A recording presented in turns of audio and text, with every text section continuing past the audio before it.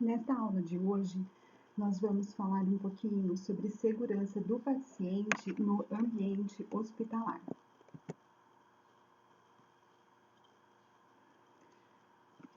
O que vem a ser a segurança do paciente? Segundo a Organização Mundial da Saúde, a segurança do paciente envolve ações promovidas pelas instituições de saúde para reduzir ao mínimo aceitável o risco de um dano desnecessário que é associado ao cuidado de saúde.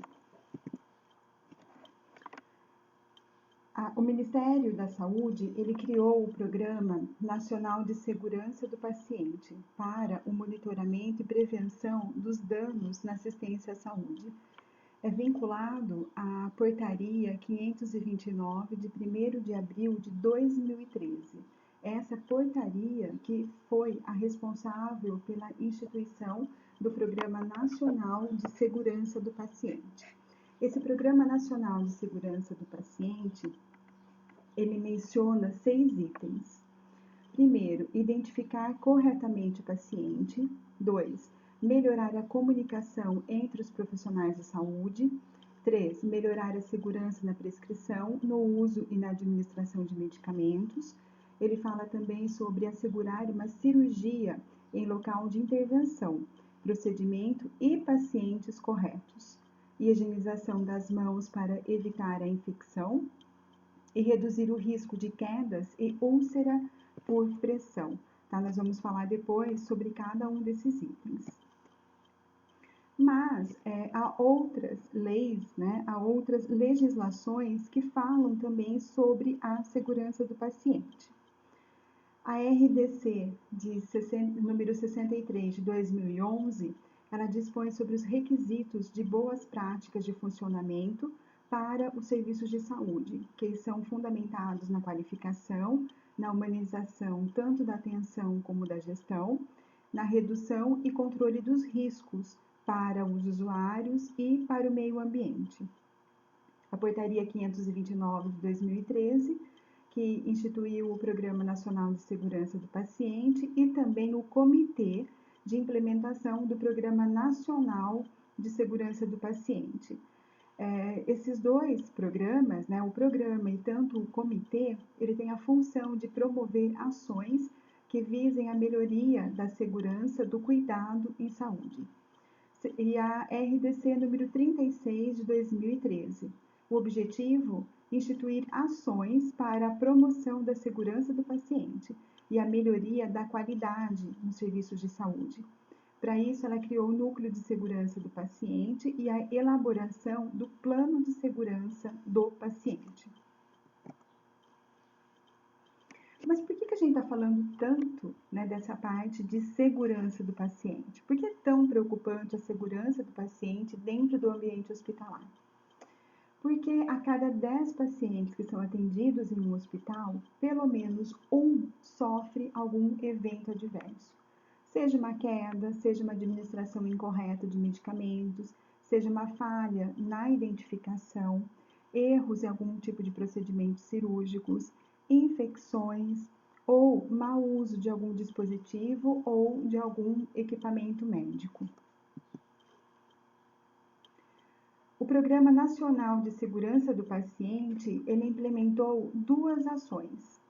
Primeira delas, a implementação dos protocolos de segurança do paciente com foco nos problemas de maior incidência dentro do ambiente hospitalar. E a Anvisa, ela obrigou, né, de certa forma, a criação de núcleos de segurança do paciente nos serviços de saúde e da notificação de eventos adversos associados à assistência da saúde. Tá? Então, todo hospital, segundo a Anvisa, deve criar núcleos de segurança do paciente. E se tiver alguma intercorrência, essas intercorrências devem ser notificadas. Os protocolos de segurança do paciente. São 6, né, os protocolos, que é a cirurgia segura, a prática de higiene das mãos nos serviços de saúde, que é a higienização das mãos, prevenção de úlceras por pressão, prevenção de quedas nos pacientes hospitalizados, fazer a identificação do paciente e segurança, tanto na prescrição como no uso e na administração dos medicamentos. Falando um pouquinho sobre cada um deles agora. Primeiro, nós vamos começar a falar sobre a cirurgia segura. Os profissionais, eles devem seguir algumas etapas. Checar os insumos e os equipamentos antes da cirurgia. Marcar o local da cirurgia com uma caneta dermográfica. E conferir se as compressas e os materiais que foram utilizados durante todo o procedimento, eles foram retirados. Serão utilizados padrões universais de segurança para as equipes cirúrgicas e para as atividades na sala de operação. E também haverá a implementação de uma lista de verificação para a cirurgia segura da Organização Mundial da Saúde. Os padrões universais de segurança. Primeiro deles, o cuidado com as mãos, né? Fazer a lavagem adequada das mãos. Equipamentos de proteção individual, uso de luvas, máscaras, gorros, os óculos de proteção, os aventais e as botas. E cuidados com os materiais pérfuro-cortantes, seringas, as agulhas, um scalp, um abocate, um bisturi. Aqui é uma lista de verificação para cirurgia segura da Organização Mundial da Saúde. Então, essa lista, ela tem procedimentos antes da indução da anestesia, antes da incisão da pele e antes do doente, né, do paciente sair da sala de operação. Então, para cada um deles, existe tipo um checklist onde deve ser realizado. Por exemplo, antes da indução da anestesia, né, pelo menos na presença do enfermeiro e do anestesista, serão feitas algumas perguntas para o paciente. Né? Então, o paciente ele confirmou a identidade, o local, o procedimento e deu o seu consentimento para a realização da cirurgia. Então, ele confirmou o nome dele, onde será feita a cirurgia e qual tipo de procedimento, qual tipo de cirurgia será realizada. E esse local que vai ser feita a cirurgia está marcado? A verificação do equipamento de anestesia e da medicação, está tudo certo? Foi concluída? Oxímetro de pulso, está no paciente? Está funcionando? O doente possui algum tipo de alergia? A via aérea é difícil ou tem um risco de aspiração? Tem um risco de perda de sangue? E antes da incisão, né, confirmar, né, que todos os elementos da equipe se apresentaram, indicando os nomes e as funções. Confirmar o nome do paciente, o procedimento, o local da incisão. A profilaxia antibiótica foi administrada nos últimos 60 minutos? A profilaxia tromboembólica foi administrada? Antecipação de eventos clínicos, né, e baseado tanto no cirurgião como no anestesista e na equipe de enfermagem também. Estão visíveis, né, exames, né, de imagens daquele local que será feita a cirurgia. E antes do paciente sair, né, o enfermeiro confirma o nome do procedimento, faz a contagem de todos os instrumentos que foram utilizados na cirurgia, as compressas, os materiais pérfuro-cortantes, observa a rotulagem dos produtos biológicos, né, ou outro produto que tenha, se há algum tipo de problema em algum equipamento, e eles indicam, né, se há alguma informação relevante que precisa ser transmitida para a equipe de enfermagem que vai retirar o paciente do centro cirúrgico. Né? Há alguma preocupação em relação ao doente, algum cuidado especial que tenha que ter com esse paciente? Higiene das mãos. A higiene das mãos é uma coisa que a gente fala muito, né, em todos os setores de um hospital, fora do hospital também, que é um fator muito importante para a prevenção de doenças. Então, o procedimento, né, de lavagem das mãos, ele deve ser realizado antes e depois de tocar no paciente, antes de realizar qualquer tipo de procedimento, né,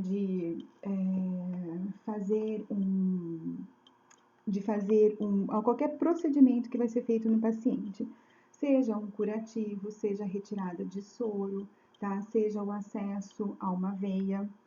Após contato com os fluidos corporais, por exemplo, sangue ou secreção, lavar as mãos.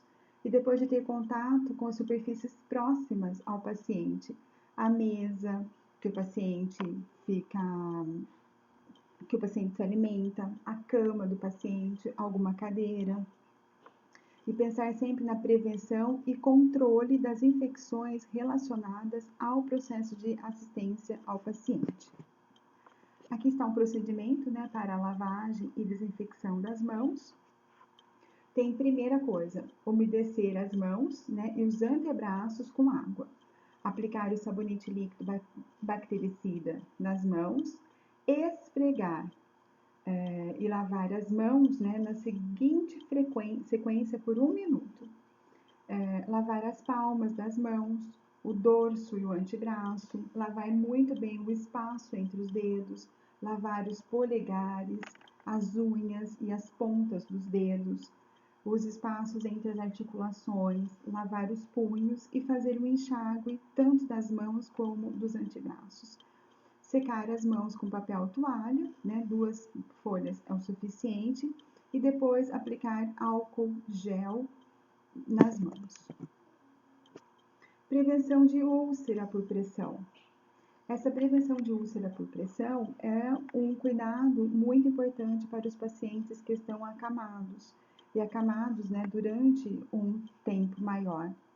Então, é preciso adotar cuidados com a posição do paciente, para evitar a pressão na pele, né, das pessoas que estão internadas, especialmente naquelas que têm pouca mobilidade, tá? Os pacientes que não conseguem se movimentar, os pacientes que estão em coma induzido, por exemplo.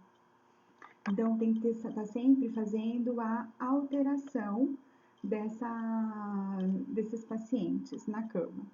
Avaliar diariamente o aparecimento e desenvolvimento de lesões e avaliação de macas e dos colchões que são utilizados.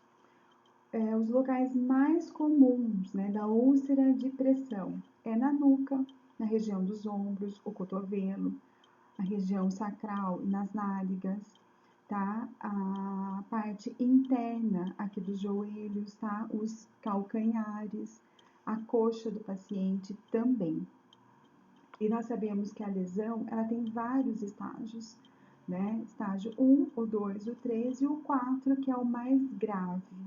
Então, o quanto antes a gente conseguir pegar essa lesão, né, no estágio 1, vai ser mais fácil de tratar essa lesão e o paciente não vai sofrer tantos danos assim, tá? Porque quando ele chega aqui no estado 4, o paciente já está sentindo muitas dores. Então, por isso que é necessário fazer a avaliação diária, né? Pegar já no início o aparecimento dessas lesões e começar a tratar essas lesões o quanto antes.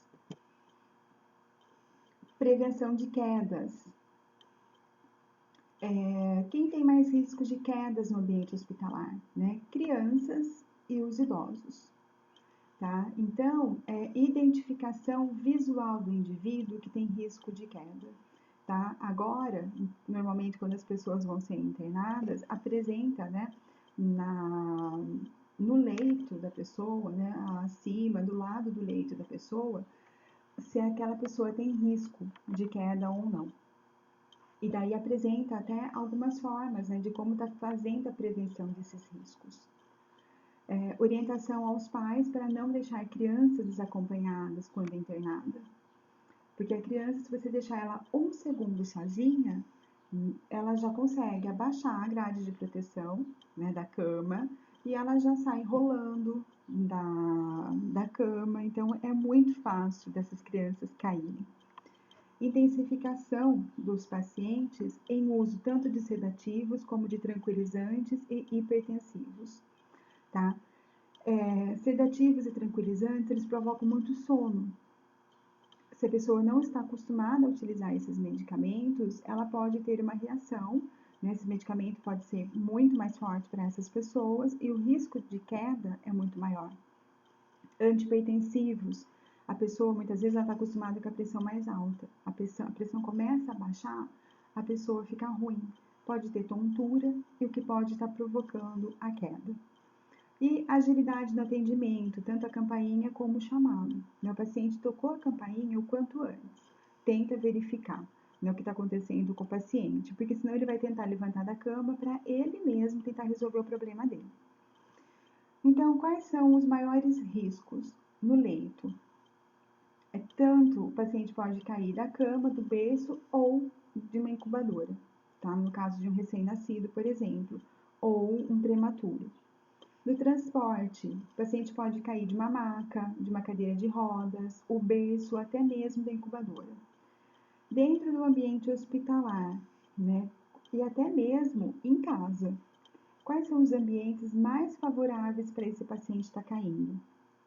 No banheiro, tá? O piso molhado pode se tornar escorregadio, principalmente com o uso de um sabonete, de um shampoo. A cadeira de banho, pode cair da cadeira de banho também, tá? Um piso molhado, tá fazendo a limpeza, né, do quarto, por exemplo. O paciente levanta, ele pode cair, tá? Sala de espera pode cair também, porque a pessoa tá sentadinha esperando, quando vai levantar, né, às vezes não tem onde apoiar e pode estar caindo. Em parquinho também tem muito risco de queda e num jardim também tem. Identificação do paciente. Todo paciente que entra no hospital, ele deve ser identificado. Conferência dos dados do paciente, nome completo, data de nascimento, antes da administração de medicamentos. Identificação do paciente na pulseira, na prescrição médica, no rótulo do medicamento ou algum hemocomponente que o paciente vai utilizar antes de sua administração. E verificação rotineira da integridade das informações nos locais e na identificação do paciente. A identificação do paciente na pulseira, ela está visível? Na placa que existe no leito, está visível? E uma outra coisa que tem que tomar muito cuidado também é quando o paciente vai trocar de leito, aquela placa tem que ser removida e ser colocada no outro leito que o paciente vai ocupar. O paciente teve alta, retira aquela placa para evitar que aquela placa fique quando um outro paciente chegar. E checagem das pulseiras, tanto da mãe como do bebê antes da alta médica, tá? Para evitar trocas, né, de bebês numa maternidade ou num hospital.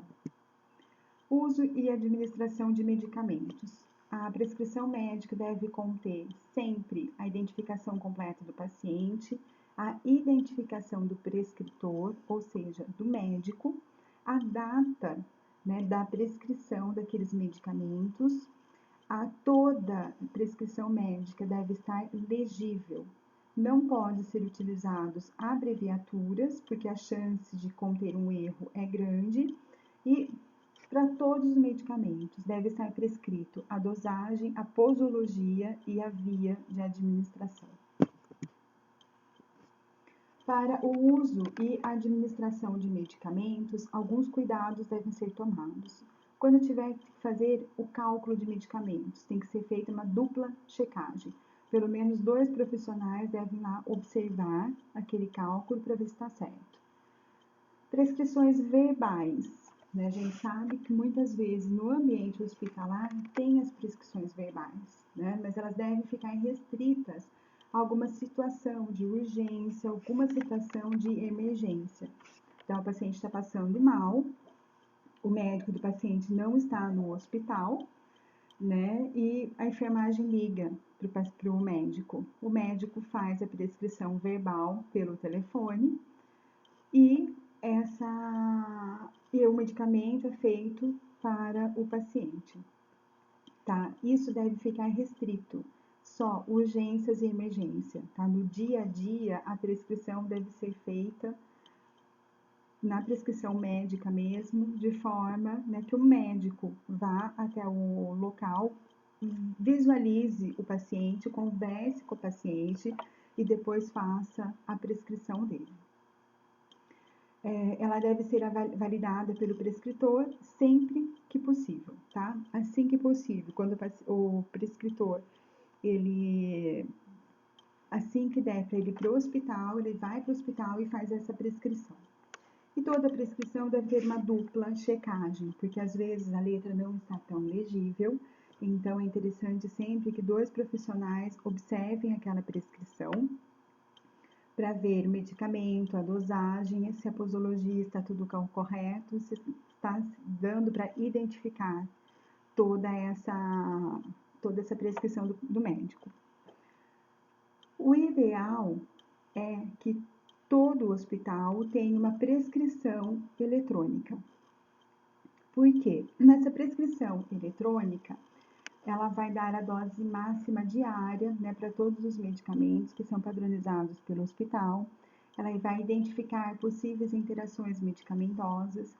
Se o paciente tem alergia a uma determinada medicação, através da prescrição eletrônica, se o médico prescrever aquele medicamento, já vai aparecer que o paciente tem alergia. E as apresentações e concentrações que são padronizadas disponíveis na instituição. Aparece também na lista dessa prescrição eletrônica. Além do que, tem menos risco, né, do médico fazer uma prescrição que ninguém consegue entender o que ele está escrevendo. A segurança do paciente e da farmácia. Quando nós falamos em dispensação dos medicamentos, isso é uma prerrogativa, quem deve realizar é o farmacêutico e o técnico em farmácia.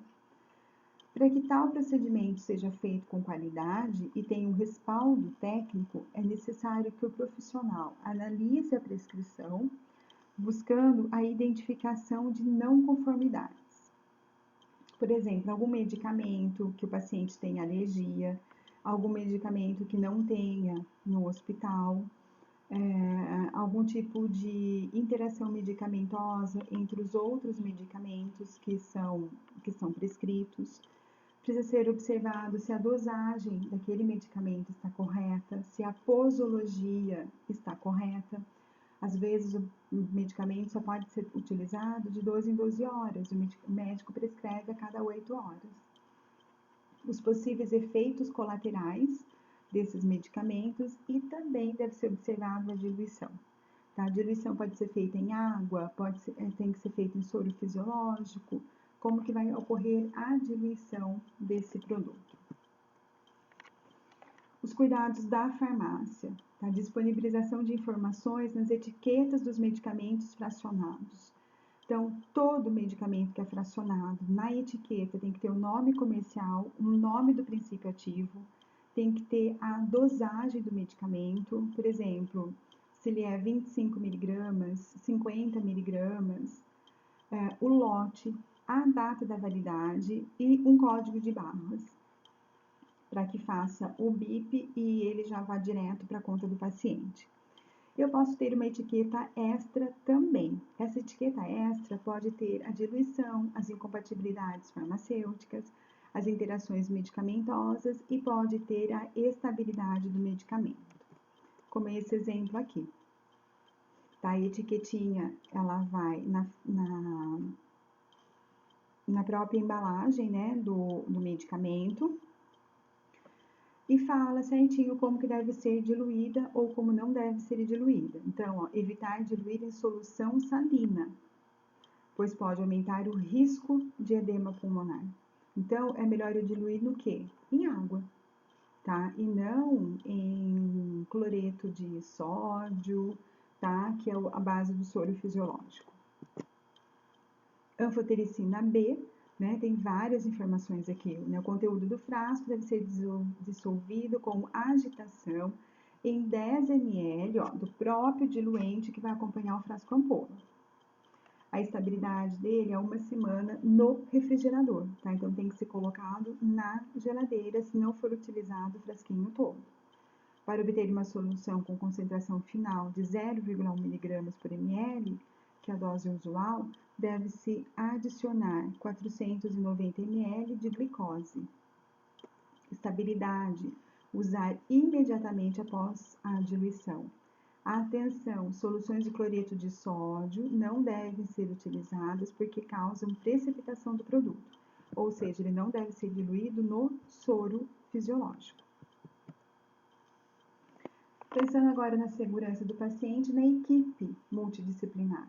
Então, a comunicação entre a equipe multidisciplinar, ele é um determinante na qualidade e na segurança da prestação dos cuidados aos indivíduos. A falha da comunicação, ela contribui para a diminuição dessa qualidade e para a falta de segurança do paciente. Então, precisa ter um trabalho em equipe para cuidar do paciente. E o diálogo é fundamental. Então, os grandes desafios, né, para a equipe multidisciplinar é a diversidade na formação dos profissionais. Tem muitos profissionais que trabalham dentro do ambiente hospitalar. Então, e cada um tem uma formação diferente. Tem o técnico, tem o auxiliar de enfermagem, tem o enfermeiro padrão, tem um médico, tem o fisioterapeuta, tem o nutricionista, tem muitas vezes o psicólogo, né? Tem o farmacêutico, tem o técnico em enfermagem, em farmácia, tem o pessoal da limpeza que entra em contato com o paciente, ou seja, é muita gente. E tendência de uma mesma categoria se comunicar mais uns com os outros. Então, muitas vezes forma os grupinhos dos amigos, né? E muitas vezes você não gosta de uma outra pessoa. Então, se você não gosta, desse processo dificulta a comunicação, tá? Aqui nós não podemos isso, por mais que não goste da pessoa, mas tem que haver a comunicação, pensando sempre na segurança do paciente. No médico também, no hospital, há sempre o processo de hierarquia, né? O médico normalmente tem a posição mais alta, então é ele que quer mandar em tudo. E pode inibir a atuação dos outros membros da equipe. E os problemas no processo de comunicação? Dificuldade dos profissionais se expressarem frente aos seus colegas de trabalho, ou seja, eles deixam de compartilhar os problemas relacionados ao seu desempenho profissional e podem ter problemas de relacionamento também.